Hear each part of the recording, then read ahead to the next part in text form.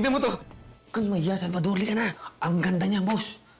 Yan yung nabili kong video. Andyan yung lalaking tumulong sa akin, oh. Ang tapang niya, boss. Ang tindi ng lalaki, boss. Huwag niyong isipin siyang bida. Bakit? Siya ba nagdadala ng rating? Tama si boss.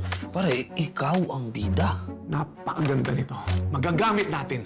Boss, biktima lang ako dyan. Baka mamaya na masira yung image ko dyan sa mga pa-action star ko, no?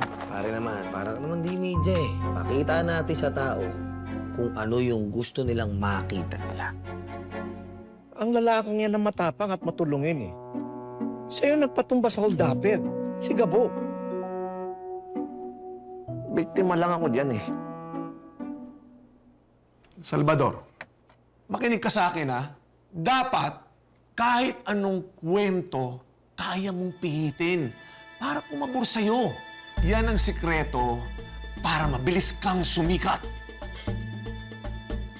Ito ang una natin ni Ere sa show mo. Papalabasin natin na may nagtangka sa buhay mo. Totoo nangyari, Salvador, ha? Tapos, ginulpi mo yung mga masasamang loob. Boss, tek mo na. Ginulpi mo. Eh, hindi. Ginulpi mo nga! Ginulpi ko. Yan!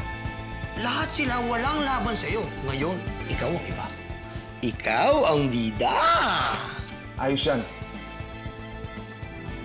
Alam mo,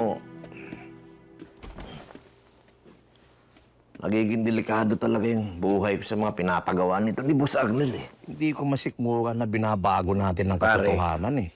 Doon natutuwa si boss eh. Alam niya ang pulso ng masa. Eh maliban na lang kung naduduwag ka. Ikaw rin, balik ka sa dati. At kung yan ang gusto mo, babalik ka sa wala. Siyempre, hindi ko na masasayangin yung pagkakataon. Aba, dapat lang. Sorry. Oo, alam ko, mas mataas ang magiging sahod natin ngayon.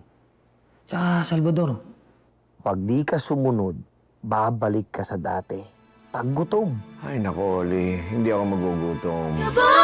Nag-aadab na puso, ikaw ang